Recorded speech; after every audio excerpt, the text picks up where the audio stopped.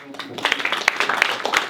had a meeting this week with a group that supplies chiropractors to the FQHCs, the one in Hartford. And I was really curious about that because that's not really been part of our construct. There's throughout the community.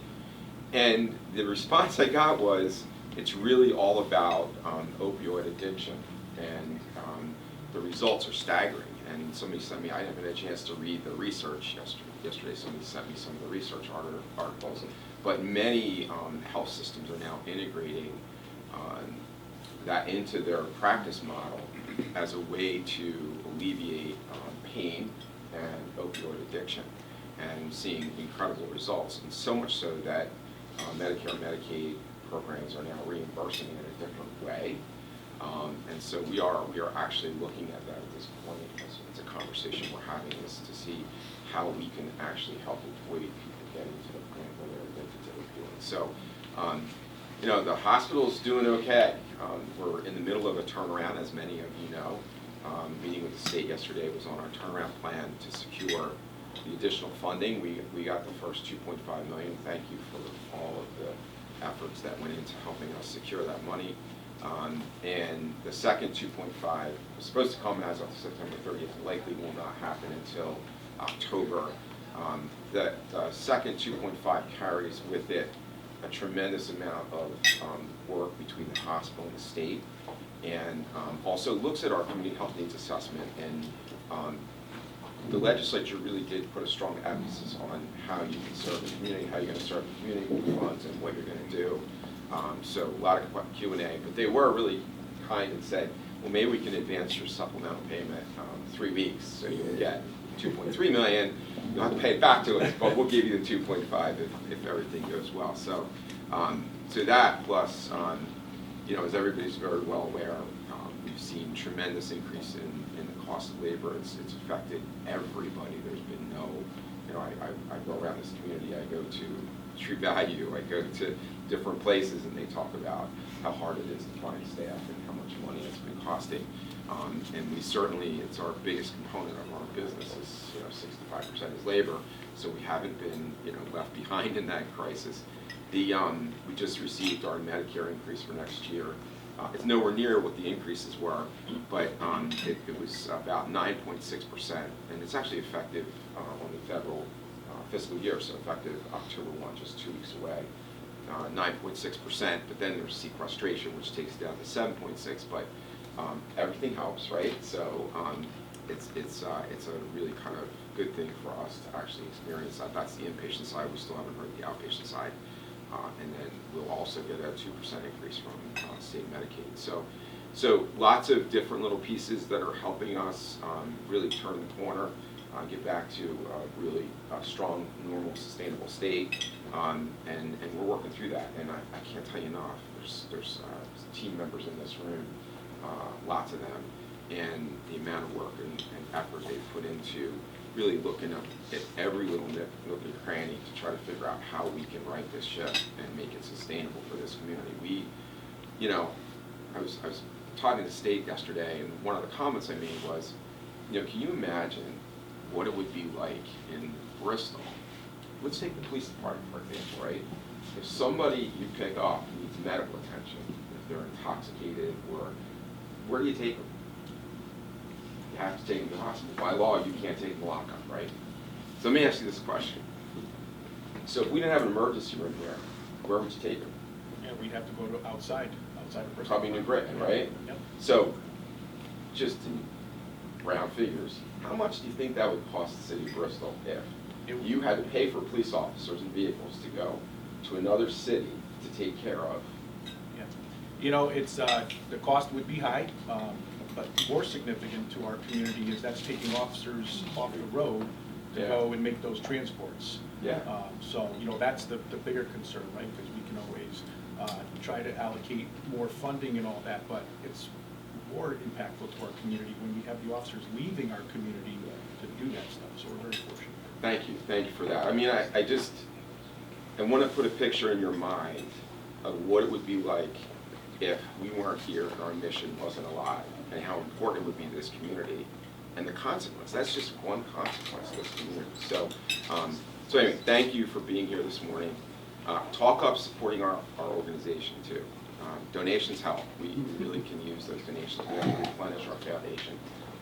We're going to be putting out a special appeal very shortly for help to get through this. We need to rebuild our financial statements. It's really what happened over the last years. We kind of took them down to make it through. We're now at a place where we're starting to build back up, but we need a lot of support to get us through this thing completely and get us back to a really stable state. So, any questions for me?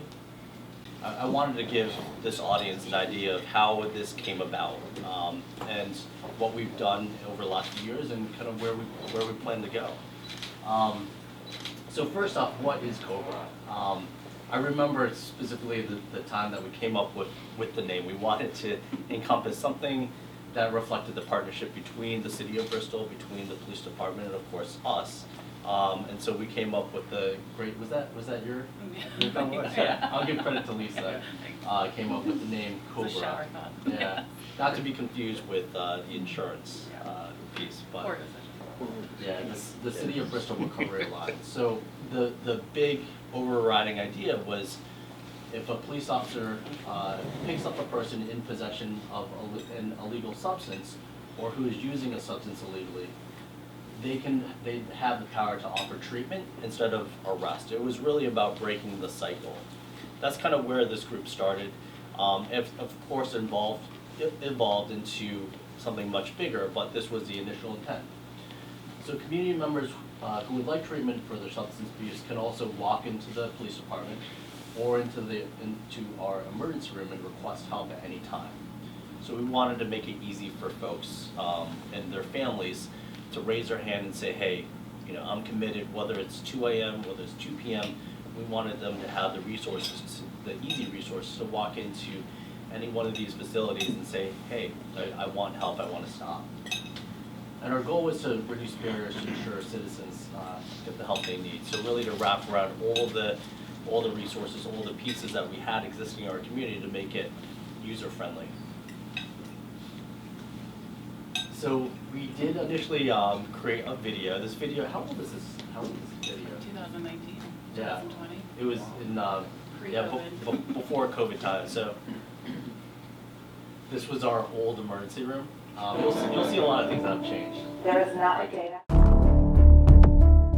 not a day that goes by that our Bristol EMS and police department are not responding to overdose calls in every neighborhood, in every corner of our city. So the situation is real. Opioid use, it's a medical diagnosis. It's a disease, and people need help. Like any other disease, they need medical attention. This is a crisis that's affecting all families, and we just need to come up with a different way of doing business. You can't get a job if you are facing an arrest or if you have charges. I mean, that's really hard to find someone who's willing to employ you. And so then we're just kind of perpetuating the cycle. So if we can get them early, then that's wonderful. The actual function of COBRA is going to be for the police to have discretion to offer the alternative instead of incarceration and going through the legal process, to go to the hospital instead to seek treatment and work with the recovery experts that are in the emergency department to create a plan. We've done specific training with our doctors and our nurses about how to quantify the withdrawal symptoms. And we know specifically what kind of blood work testing and diagnostic testing we need to perform so that there can be a warm handoff to the outpatient providers who will continue the medication-assisted therapies such as Suboxone. We want to connect them right away to services. So we've gone to community agencies and asked for specific COBRA appointments. The crisis clinician will make that appointment for them. They'll be scheduled, and the recovery coach can even drive them to that appointment. So really trying to reduce barriers. We're going to have a safe zone here at the Bristol Police Department, and if somebody feels that they would like some assistance, they can walk into the Bristol Police Department and they can speak with an officer, and he or she will be able to help them and will be able to facilitate getting them into the COBRA program. We believe that the COBRA Alliance is going to be a frontline strategy for people to get the help they need, start recovery, and actually stay in recovery, which will result in a healthier community. Bristol Hospital ER can be the front door to the recovery process. We now have the ability to really wrap every resource in the community around that patient who needs the help. The police department wants to do everything we can to help these devastating losses that we're dealing with. My hopes for this are that we get to reduce deaths by overdose in our city. I mean, we really are losing people at dramatic rates, and we really need to do something dramatically different to help fight this.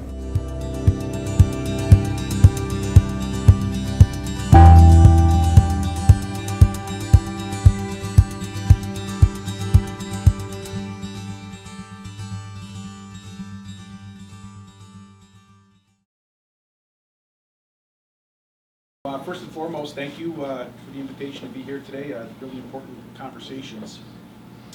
This really started with the task force that was created by Mayor Ellen Zotto-Sassu and brought us all together. And that was the first step. We realized that we had a crisis going on here and everybody doing individual things. And I can tell you, and I speak from the law enforcement side, we realized that the same stuff wasn't working. It was just a revolving cycle. So bringing us all together allowed us to start the partnerships and start coming up with different plans of action here.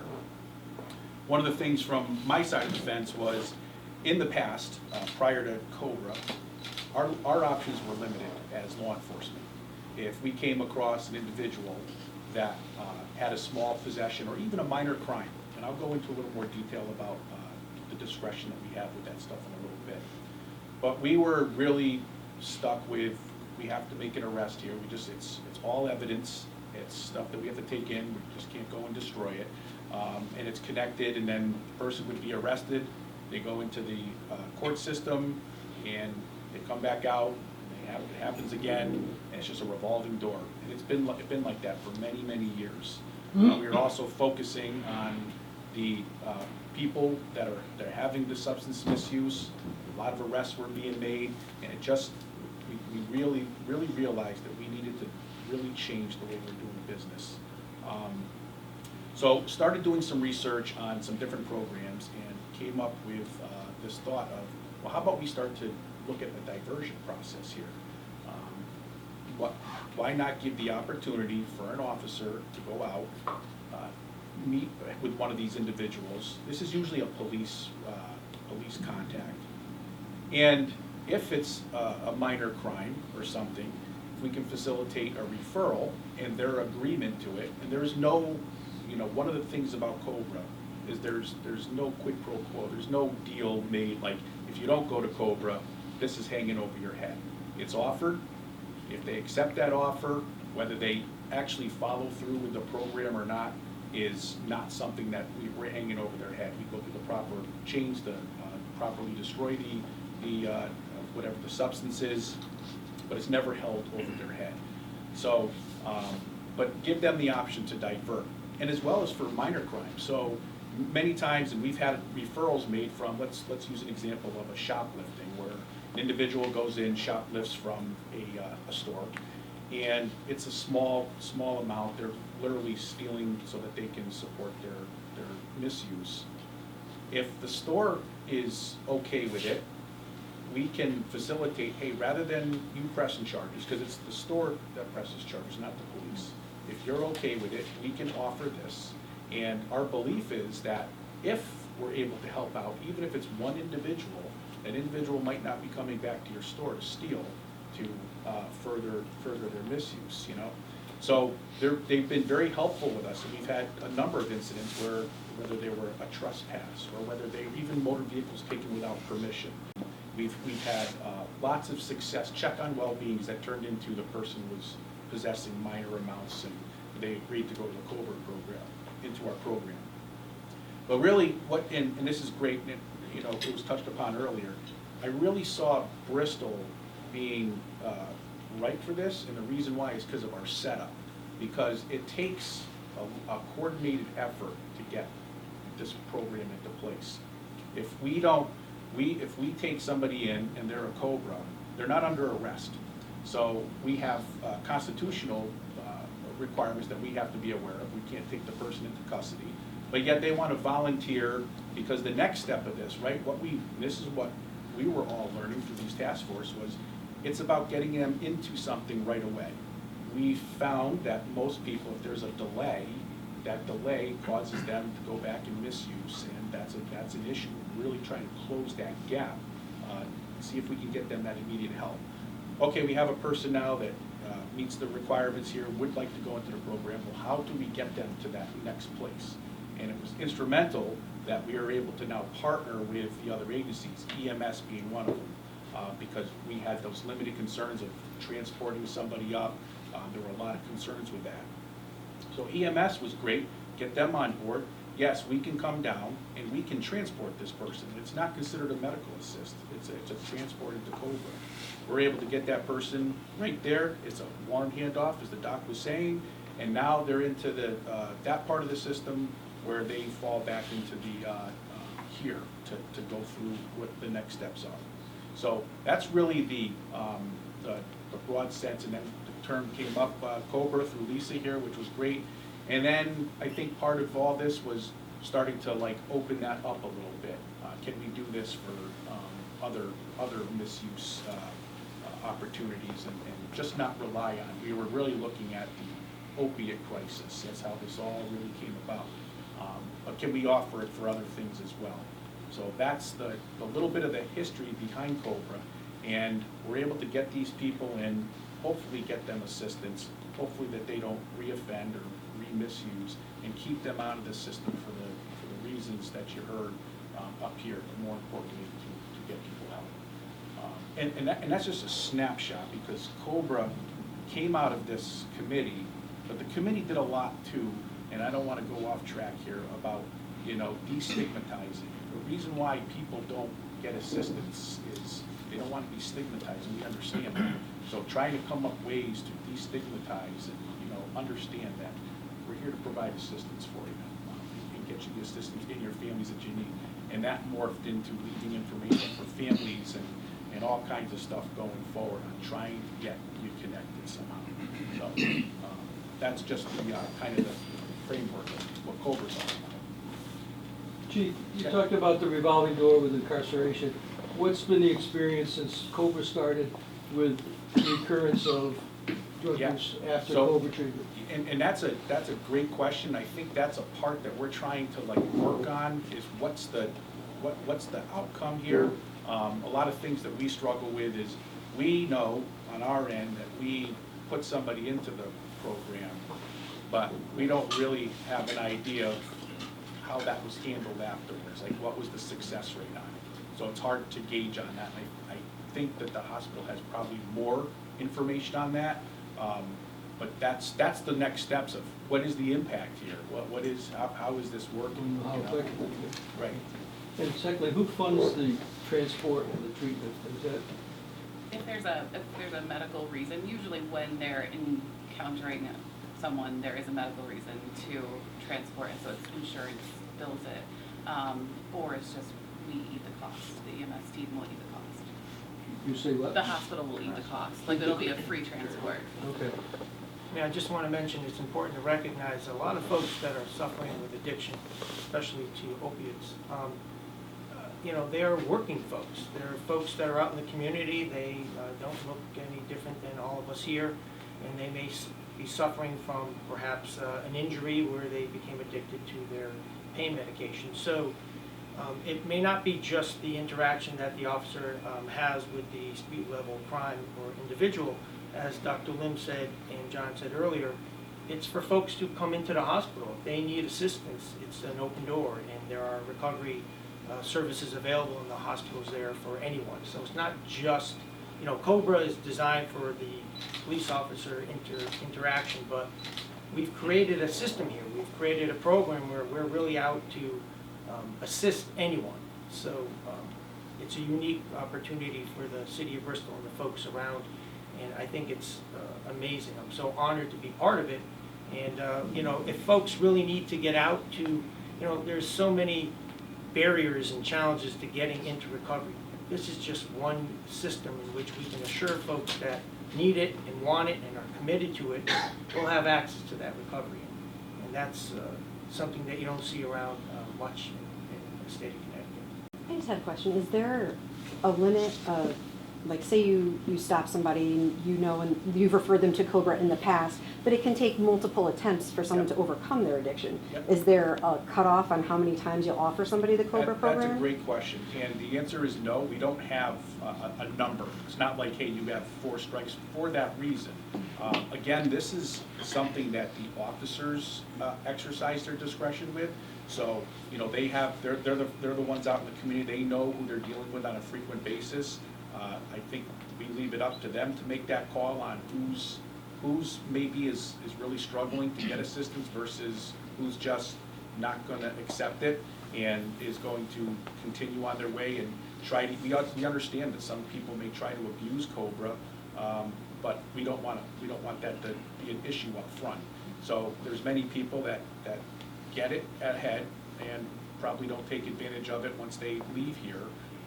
You know, but we don't set a finite number on it. I think it's really based on the interaction and what's really happening here and what are they involved in. Are they doing other things as well? Like, they're not really seeking the assistance. This is a matter that really needs to now go through the system of the judicial system. I think in addition, you guys developed like a COBRA call. So Yep. internally they can tell if they encounter a person again and again and again, they can see maybe that previous officers have already used the COBRA call in the system. So that's been helpful too, just to be able to know the frequency. And we also know that, especially in the GA that we're part of now, Bristol used to have our own GA before the court was moved. You know, they have diversion programs as well. So for these people, they're getting several chances. So even if we ended up doing our COBRA referrals, let's say we did a couple of them, if we ended up making that arrest, they were to go into the GA also offers a diversion for these reasons, you know, to give them that opportunity to commit to treatment. What we're doing here in Bristol, is there any other communities that are similar to what we're doing? Yes, so, you know, this is a program when we started looking into it that was really, I think, came out of the Massachusetts area doing some research. But yeah, we've had more police departments in the state of Connecticut doing these diversionary programs. A lot of historically it's the HOPE program, so it's really opiate specific. Okay.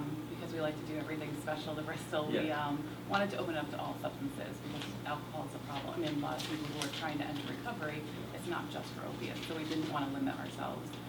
So that's why we came out with the Recovery Alliance. And the reason why I was asking that, I was just curious, you probably have the numbers, are there individuals from other communities that are taking advantage of this, like someone living in New Britain, Waterbury, Plainville, coming to Bristol? Yeah. Okay. Yeah, because we don't require it. Oh, no, I know that, Yeah, I'm just curious that, man, Yeah. but if there's other communities offering the same thing, I mean, you know, it takes a village, according to saying, it takes a village, that if we get everybody involved, then we could start cutting it down and managing it a little better. I think to John's point, though, it's true that we have somewhere in the neighborhood of about 10 overdoses a month in the city of Bristol. Not all of those people are Bristol residents, but they tend to get here, just like New Britain and Waterbury and other big cities tend to have a little more of the concentration of the problem. But it's very clear that, you know, opioid misuse, substance abuse, mental health, homelessness, these things all intertwine and overlap, and they do tend to happen more in the cities. So we see those numbers. So working together with the other towns is going to be important. And actually, that is a good question. Do you know if New Britain and Waterbury have programs like this as well? I think they do, right? I don't know, but I think Waterbury had a pretty robust program. I know Southington, they were dealing with Hope, I believe, out of Southington. So yeah, we have communities surrounding us. yeah. I mean, the other thing that goes unsaid here, sorry if you don't mind That's all right. interjecting, is that this program is a great program, and it literally started right before COVID. So, you know, COVID was a period where, unfortunately, the social interaction wasn't there, so the opioid crisis may have taken kind of a little pause, perhaps, but probably not, you know, continued. It's just that the problem moved and morphed and changed.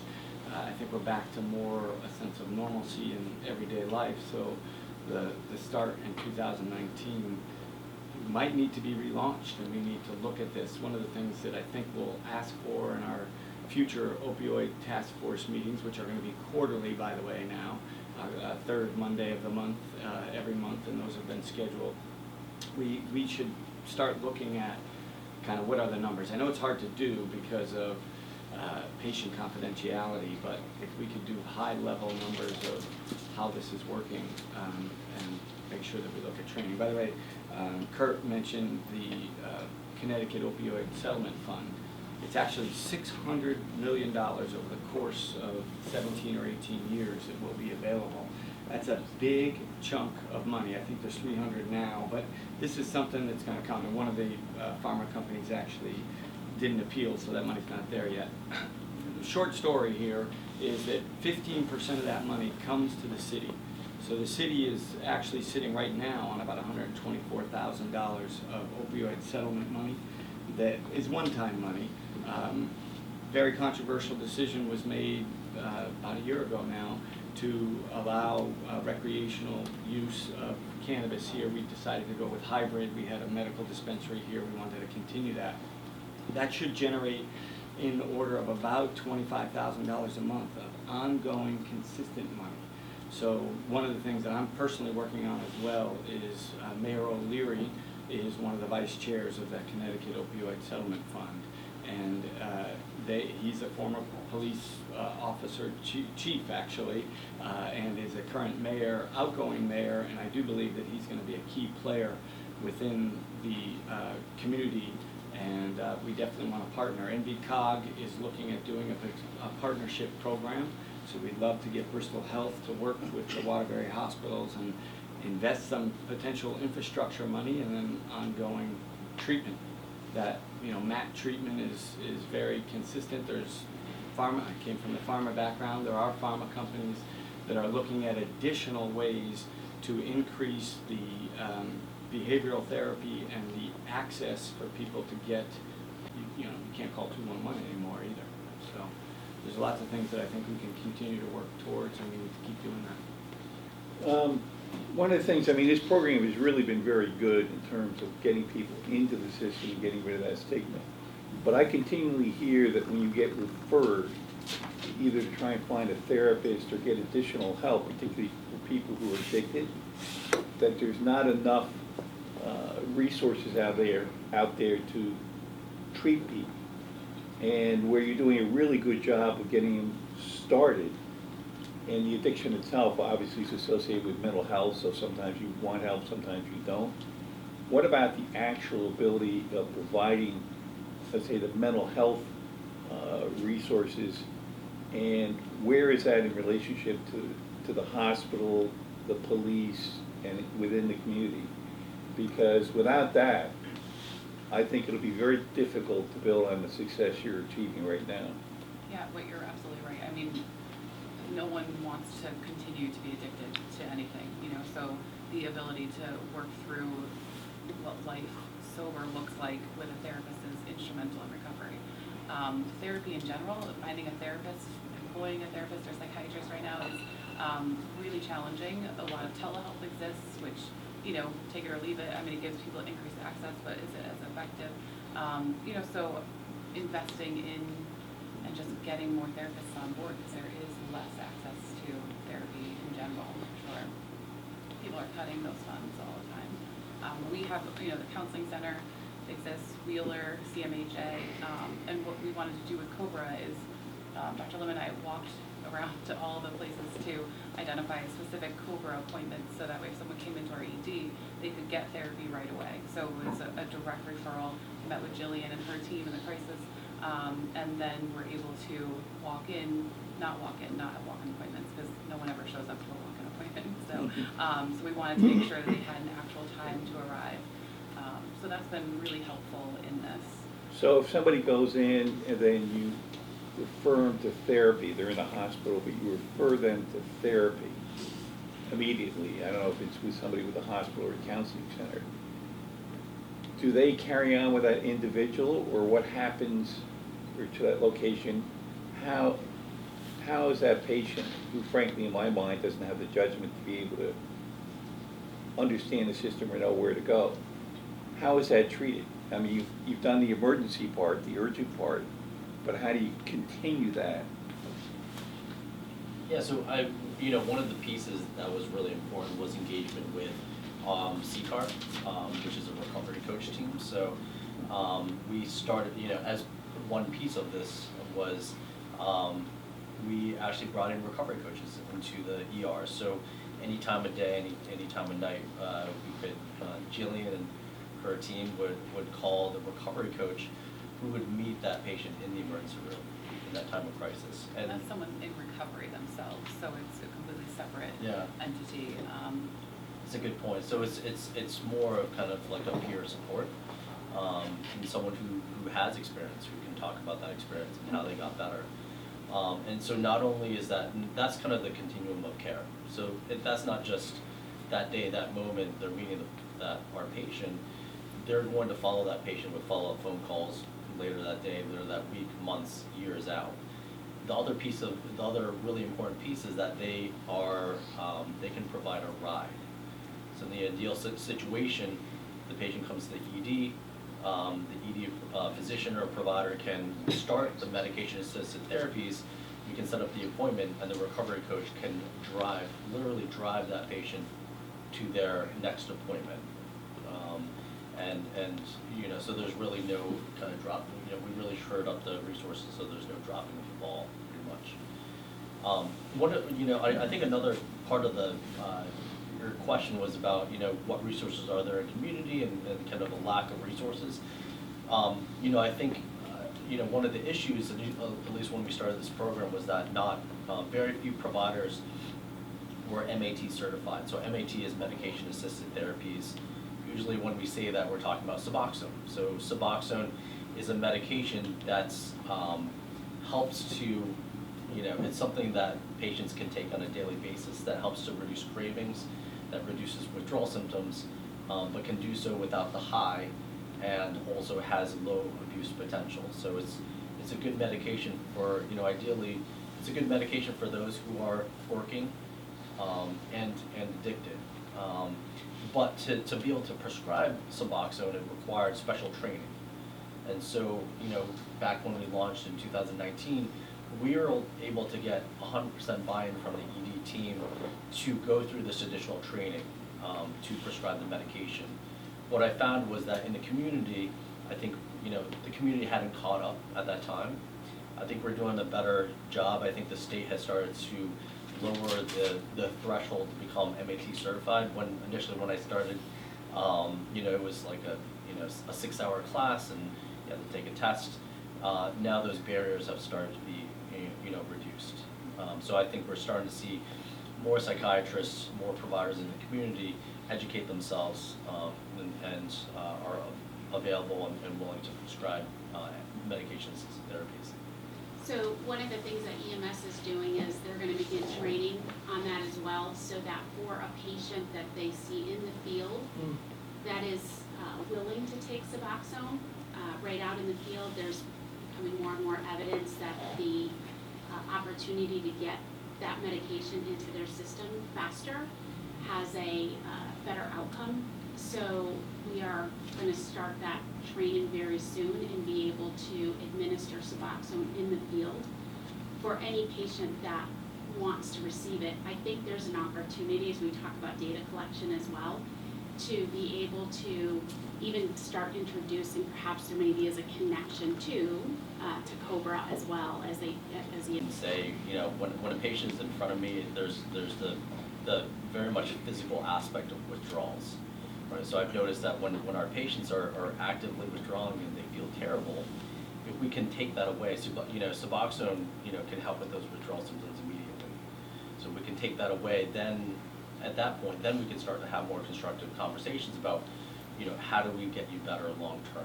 If we can, that's allowed our ED team to kind of give that, to remove that barrier, to make people physically feel better, where they can actually engage and have a conversation.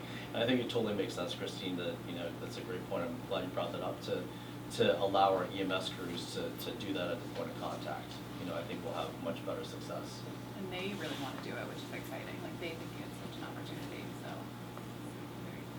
I get a lot of great questions coming out here and a lot of great points, and, you know, so accurate that, you know, we're providing something at the front here, but what's happening on the back end because of the limited resources and all that. And, you know, usually, most of you know me, I'm usually a fairly optimistic person, and, but I'm also a realist, and I think the crisis that we're in is even worse than we even know, to be honest with you. And one of the reasons why I believe that is because when Narcan first came out, and the Bristol Police Department got on it as first responders, if somebody was overdosing, they called 911 and we went there. Fortunately, Narcan has been now out in the public, so there's a lot of people providing that self-care. So there may be overdoses going on that we have no idea. So if you're in situation A, house A, and there's an overdose, and you Narcan the individual, and they come back, and that's it. We don't, nobody even knows that that's happening, you know? So we keep a lot of data and all that, there's a lot of stuff out there that are unknowns too.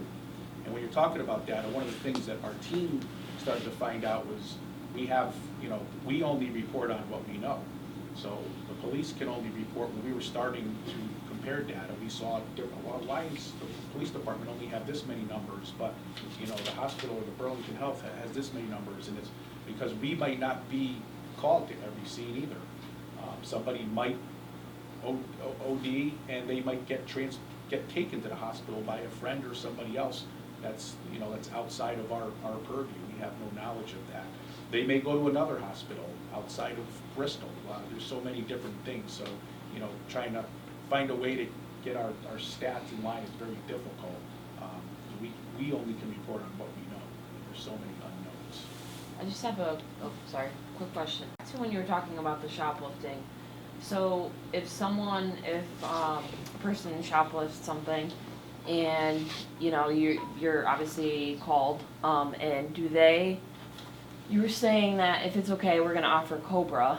Do you get a lot of situations where the person's like, no, arrest him? Yes. Because I feel like that's a big barrier. Yep.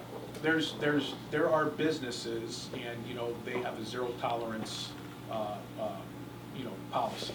If a person is caught, it's zero tolerance, you know, they want an arrest. You know, quite frankly, there's just some others that say, too bad. You know, that's not my situation here. I called you, I want an arrest made, you know, so there are those barriers too, but, you know, you have these places that have zero tolerance policies, and we understand that too, you know, because we've dealt with that. Part of our task force also reached out to, you know, panhandling and trespassing complaints, you know, and there's businesses that said, listen, we can't tolerate this anymore. So if you come across this, we need an arrest made. We need to get them into the system. About marijuana as being a gateway drug for opioids. Is there any evidence or concern that the legalization and increased accessibility to marijuana has aggravated the opioid crisis in Bristol? Yeah, so, you know, it's a great question. It's something that we certainly talked about a lot, and I think you have experts out there that say it is, and then you have another group of experts saying it isn't. I think this is still new for us, and it's going to probably take some time to figure out if that's the situation, you know. So I think there's a lot of debate on whether or not that's a gateway drug, if you will.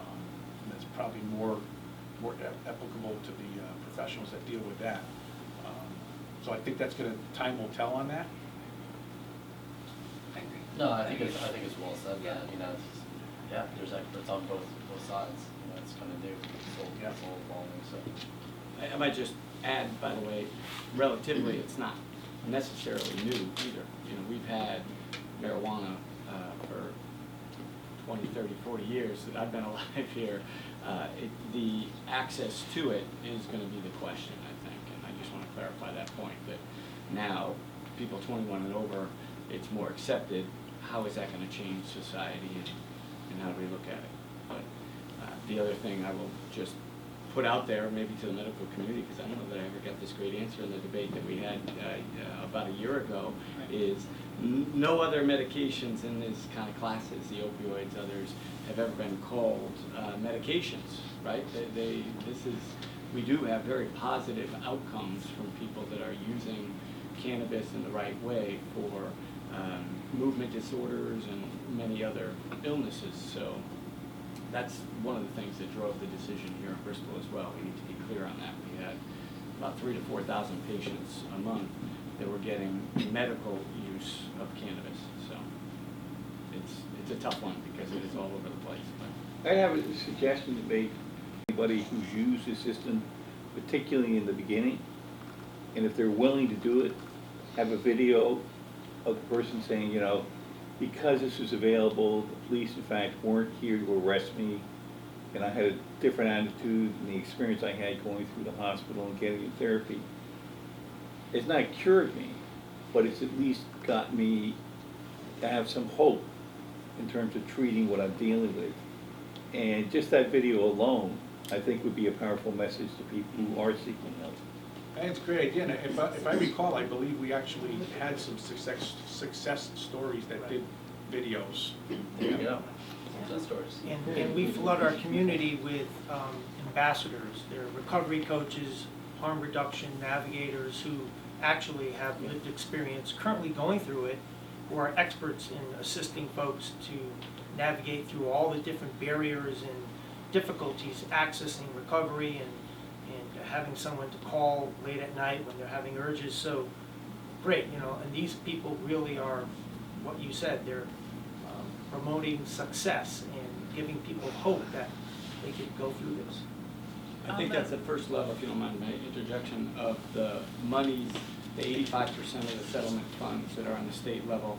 That's actually the first step that the state is leaning towards right now. They really got their committee together. It's a huge committee, but they are looking at education opportunities. And we do have them here locally. I mean, even without the state, that would be a good use of the funds that we are now amassing here in Bristol. So I will throw it out to all of you at our next opioid task force meeting. If you have an educational video that you want to get out there, or that you need funds to pay for that, let's talk about that, because I think that's a great first step. Yeah, on the website right now, there's won an award. What was the Silver Telly Award? Silver Telly Award, and it was patient testimonials, citizen testimonials about, you know, kind of their experience, what they went through. Certainly can increase on that and share that and promote that even more, but it is great to hear someone's actual experience through, and I feel fortunate that I'm able to hear people's positive experience, negative experiences too, but positive experiences about how it's changed their life, being able to access. And maybe even the family. Yeah, yeah. I'll share that with you because it's really powerful to see some of their stories, for sure. Yeah. Well, we recognize, the mayor and I, and other groups, the homelessness committees and folks dealing with mental health, we understand that a lot of it's connected. So we're looking to create something in the city of Bristol that could provide treatment, you know, vocational skills, short-term housing, and all sorts of services to these folks, so we can get them back on their feet and be productive citizens, and improve the quality of life for all the residents, but the visitors and the businesses that are affected by these folks. So we understand, and we are collectively working to come up with solutions. Truly, we are aggressively looking. Yeah, I think reimbursement of these, you know, providers, increasing that, making it more attractive is absolutely something that we need to consider. And then I just had a meeting with CMHA yesterday, actually, to look at increasing resources here in Bristol. So there's a lot of support and momentum behind this, for sure. Yeah, the really cool thing is CMHA is actually having their annual meeting at the Doubletree, and I think that's because of some of our citizens who are involved with them, to try to connect them to our community. As I saw your write-up, we have a lot of opportunity to bring those resources to our community, but they're also struggling with funding from the state. They've been really pretty good. So we saw them partner too with the police department. So yeah. So we were very fortunate. We were able to get a social worker embedded with us. She was wonderful. I mean, she did such a great job, and it was great for the community, but it was also great for the police officers involved too, because she'd go on ride-alongs with them to allow them to have discussions, and it was great. She got promoted, but they weren't able to fill her spot because they don't have the resources. So we're literally been waiting for And we just partnered, we actually have 2 other social workers embedded with us from DCF. So we were able to partner with DCF to get people in, just so we could have some of that assistance. And we're still hoping that we can get another one in there too. So it's a great opportunity for everybody. It's very unfortunate because that is an absolute issue. There's just a lack of resources out there. So what you just described, is that part of your, inventory, Marco, of what you're working on, or is that, because I'm trying to understand is, doing a comprehensive plan means getting everyone and kind of putting on the table what you're working on, what resources you're lacking, what you're working on, what you're lacking, what we're working on, and, really getting a comprehensive 360-degree, kind of view of, what are the issues, what are the opportunities, and then how do we go after those things and try to address them as a community, right? I mean, I remember at the Chamber State of the City's conversation, I didn't get to ask my question at the end, because most of the conversation is focused around economic development. What you hear consistently, and it's not a criticism, but that's business forum, right? So you're going to hear about business development, but we came out of this, session where all you heard about on the news and in the papers was this really underfunding of the social programs in our communities. So my question was going to be to the mayors, so tell me about what's happening in your communities. How are you dealing with that? How is that going to change going forward, health status and economic status and overall business environment of your communities, because we have this deficiency in funding social programs. So, it feels to me like getting to be a collective kind of view of it is going to help us actually advocate and go after those dollars. I think that's going to be probably the most productive thing for me, at least for this meeting, is because we can sit down and talk about this. Again, the opioid task force is going to continue to meet quarterly, but I think those ideas need to come to the table. By the way, this is one big lesson. I met with CHMA earlier this week, or last week, sorry. So, we need to have these collective conversations. This is where, again, I threw it out there earlier. We literally have a pot of $124,000 that will grow. It's one-time money, but if there's infrastructure money to bring people in, we can do that. And to be fully transparent as well, too, the chief and I had talked about a community resource team that would include that social worker that we lost to CHMA.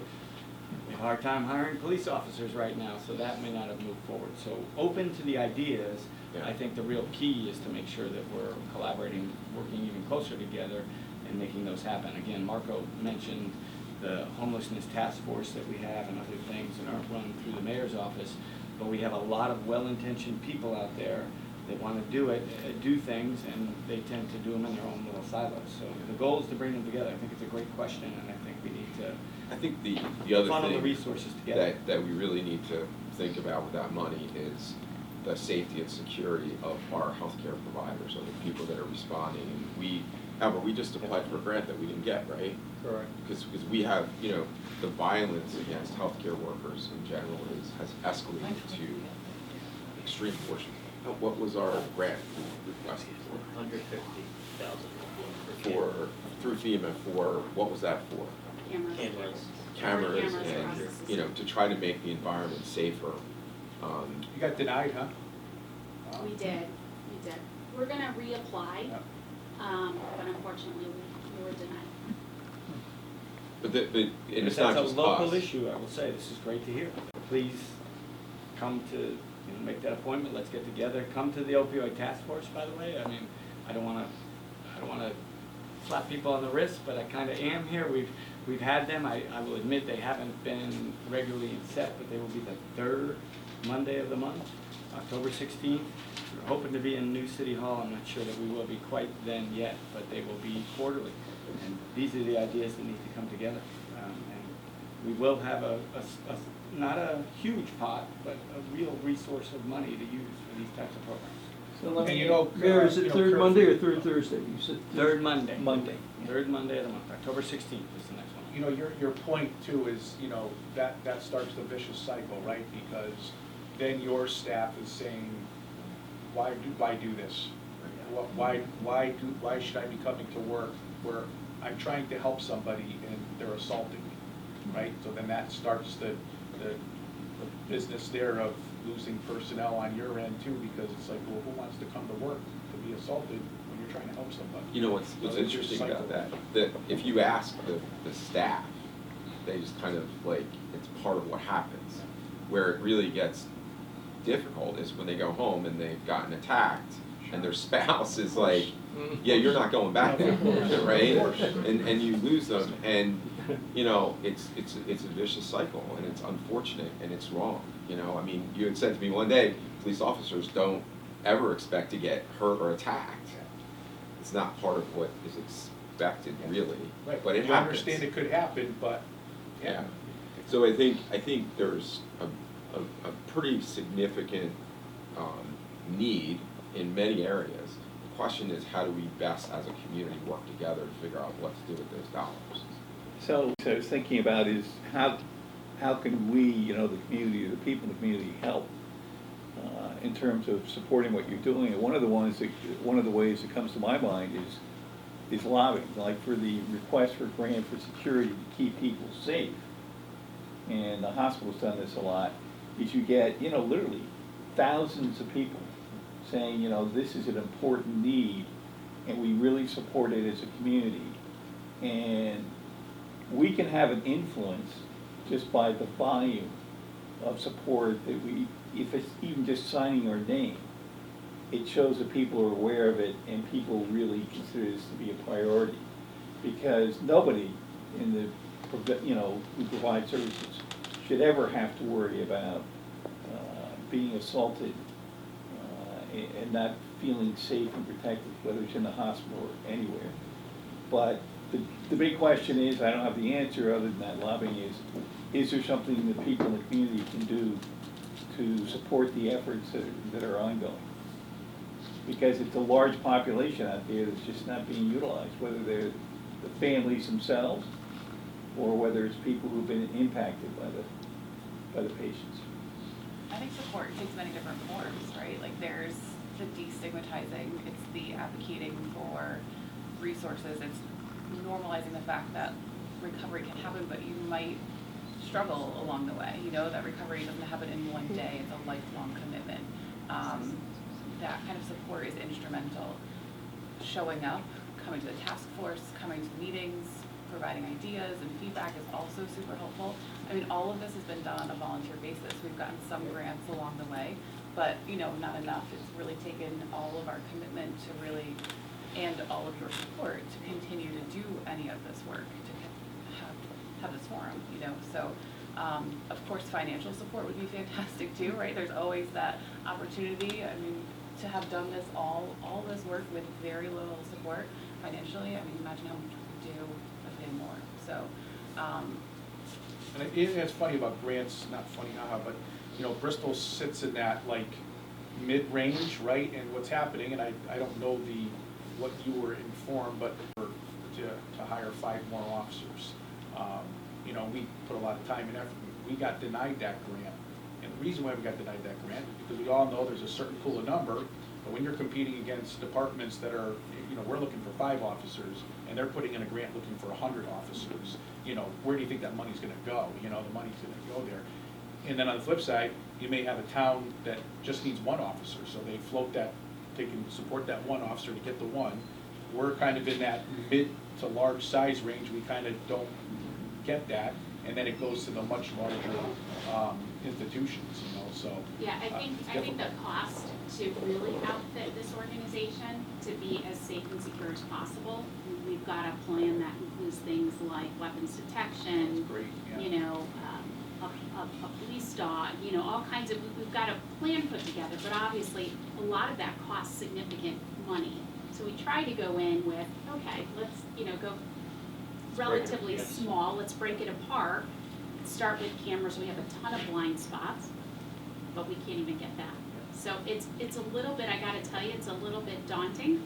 You know, we do everything we can with security that we have on site and in our organization. But knowing financially we're already challenged as it is, to know that we don't have the funds or the support to get what's needed to keep our organization safe without having to constantly call, you know. We have great partners with the police department, but it's daunting. But, you know, to Kurt's point, right, you applied for the FEMA grant, we applied for the FEMA grant, right? Something the healthcare did unique, and I know it's because it's through the emergency management, Yale manages it, is all the hospitals partnered together and applied for one huge grant. They got it, and then they have an MOU that says, we're gonna distribute, right? So it'd be interesting to partner with you, right? So next time that FEMA grant comes open, Yeah, that would be we great. just apply as a city, and then we just put in the application. You know, Bristol Health will get this amount of the, you know, this percentage, the cities will get this percentage, and this is what the write-up is. That's a great point, Al. It is, because it's all interconnected. Well, right, because nurses, when you look at nurses, I'm a nurse because my mom was a nurse and she brought me in. But if our nurses don't feel safe, they're not telling their kids, go into this profession. They're saying, do something else, don't do nursing. I'm not safe when I go to work. So our future is just gonna get worse if we don't solve today's structure. Yeah, to your point though, if you survey kids in high school now about career aspirations, the number one thing they want to do is be a social media influencer. So that's actually... So often we recognize that folks don't want to take the advantage of COBRA, right? They don't want to, seek recovery. And they may present at the ED often with overdoses. We're looking to create a partnership with Bristol EMS and have one of our staff, one of our public health nurses or community health workers reach out, because we know who they are, and reach out and follow up. And maybe at that moment in time during the original overdose, they weren't ready for recovery, or perhaps they were concerned whether or not they might be arrested. So that may not be that window of time where you want to have that conversation, but maybe afterwards, or you may run into their family or friends who, hey, listen, give us some information about recovery, and we want to continue to follow up and be somewhat of a pain, because it's okay to bother people and say how you're doing, and we're here to help. So we're looking to create that partnership with Bristol EMS. We have some staff that are really eager and willing to do so, and we perhaps might have some funding to continue this on. So I know there's been some conversations with my staff and you, and this would be unique. Some other communities do it with a police officer, some do it with a firefighter, paramedic. We feel that our Bristol EMS, who are already doing it, would be an awesome opportunity. So, we're looking into you had a great question, what are we doing to continue the support? This may be an awesome opportunity, because not everyone takes advantage of COBRA, right? So it's important to recognize that. And also a statistic that might be of value, Tina looked it up the other day.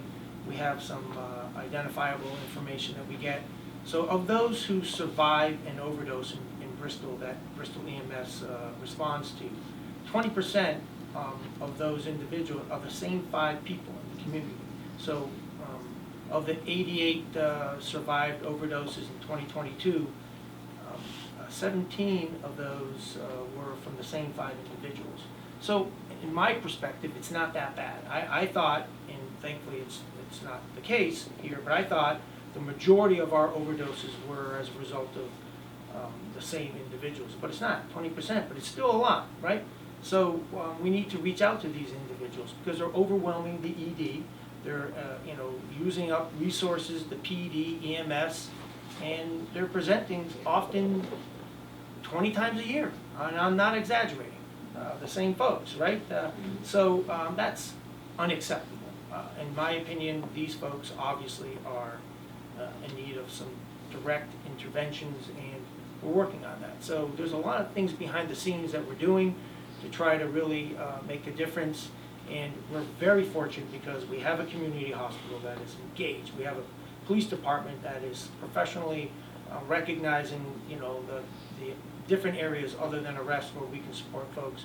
We have a community that cares. Here we are having this little forum, and we're working very hard to reduce the stigma, because folks sometimes, I need help, and they're not willing to do so. Their employer might fire them if they identify that they have an addiction. So we really are working, and we've had some tremendous progress, but you know, it's really, I'm really honored and proud to say that we're part of, you know, the city of Bristol and the community, because I don't think not a lot of communities do this, and this is important. So thank you for all being here. And now that I know that you're sending video out, I'm just gonna put out. I just want to share some statistics, which is important for you. So if you compare Bristol with other similar communities of size and population, for example, Hamden, Meriden, Manchester, and West Haven all have similar populations. Bristol has a significant increase in overdose-related deaths. We are seeing a real increase over time. But our overdoses have actually reduced, but our deaths are increasing. Perhaps Dr. Lim can, you know, mention it's maybe the different types of drugs, or it's the potency, or all these other things. We are flooding the community with Narcan, but some of these overdoses may not be affected by, or drugs may be affected by Narcan. So it's just important to recognize that while our number of overdoses has decreased, our deaths have significantly increased. So that's one thing to recognize. And then our population hasn't changed. Over time, Bristol is about 75% white, but our folks that are presenting in the EDs are predominantly white men who are between the ages of 20 and 60 years old. And that population and demographic hasn't changed since we started to keep information. So we recognize who our population is. We can do some targeted efforts to those populations, but I just figured I'd share that with you. We can definitely send out the statistics and the data, and please feel free to reach out. I mean, Marco's excellent at compiling our data and making sure we understand what we're looking at. And so we have so many resources. Obviously, an hour and a half isn't enough time, but we're happy to share anything that you guys want to hear about.